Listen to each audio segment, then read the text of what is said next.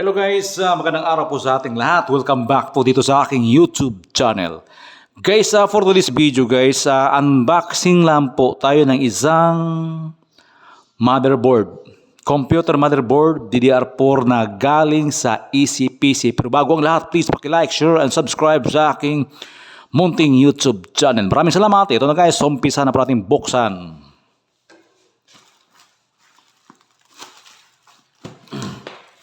Yan nga pala.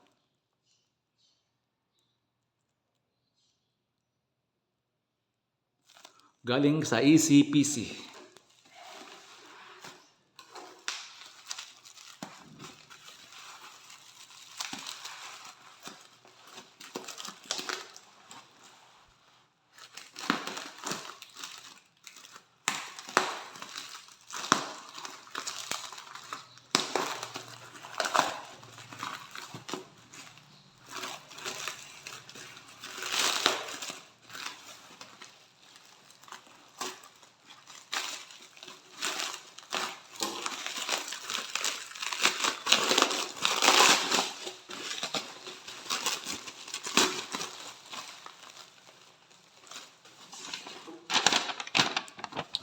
Yan, meron siyang parang resibo, warranty, receipt.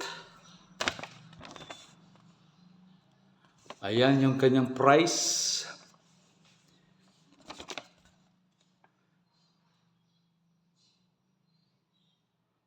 $3,900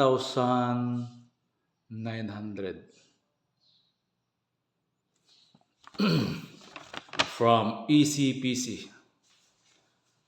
Galing sa Shopee.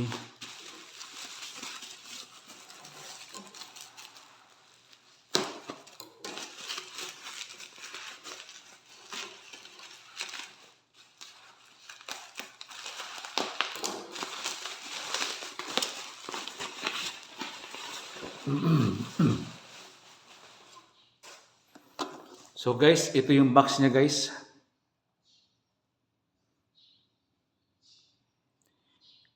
Asus Prime A520 Dusky.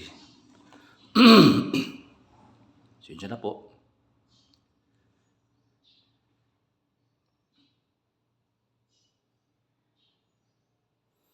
May nakalagay 3-year warranty. Maganda ito sa Ryzen. Windows 11 na siya guys. Yan.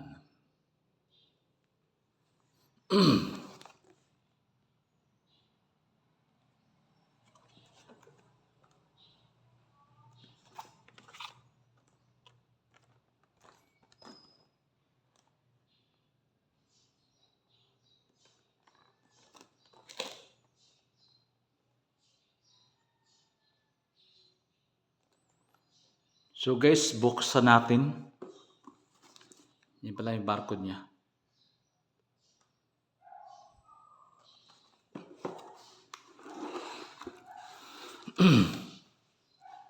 Ayan yung pinaka-motherboard niya guys. May dalawang siguro sa ano to, sa M.2 to.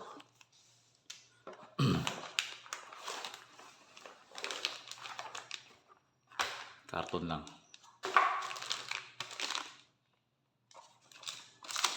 Meron siyang backplate.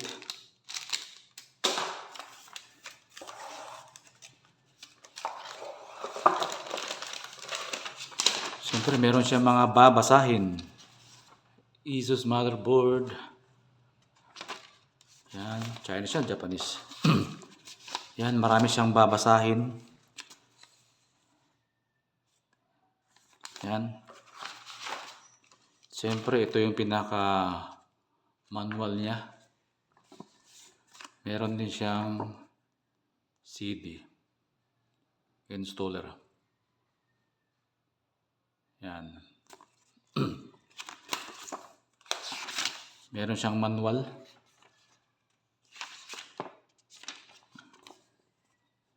Yan.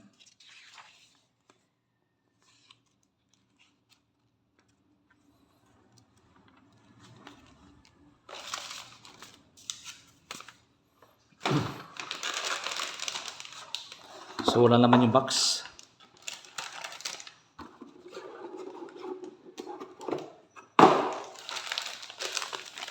Buksan ko na guys.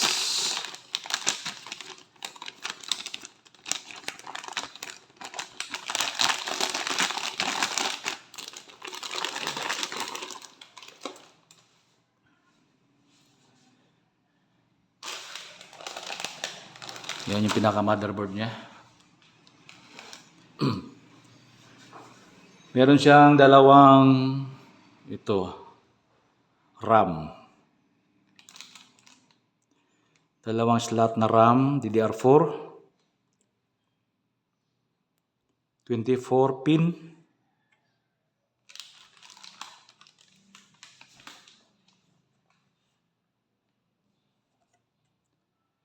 Yan, 24 pin, dalawang slot ng DDR4 na RAM. 8 pin niya sa motherboard. Ito yung sa mga SATA cable niya dito.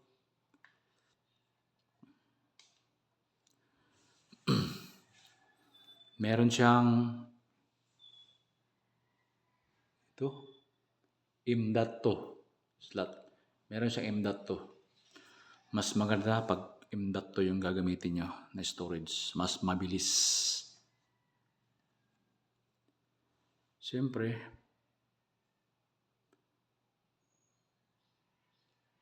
yan, meron siya. Ito yung sa mic, headphone, RJ45.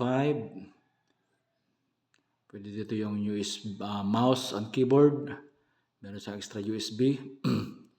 Meron siyang HDMI para mas klaro na clear na monitor at maganda sa gaming. Siyempre, meron siyang VGA cord. VGA at HDMI. Pwede rin kayo sa keyboard and mouse. Yan. So guys, ito lang ating unboxing guys. Yan, ito yung lock ng ating processor. So guys, halagang 3,900 guys. Meron na tayong Asus na motherboard. Galing sa Shopee, Asus Prime A520 M-Dusky. Ayan guys, kung meron kayong mga tips or idea sa ating unboxing ngayon, baka naman, subscribe, share, like sa aking YouTube channel. Maraming salamat sa inyong lahat. Ingat-ingat po tayong lahat. God bless us all.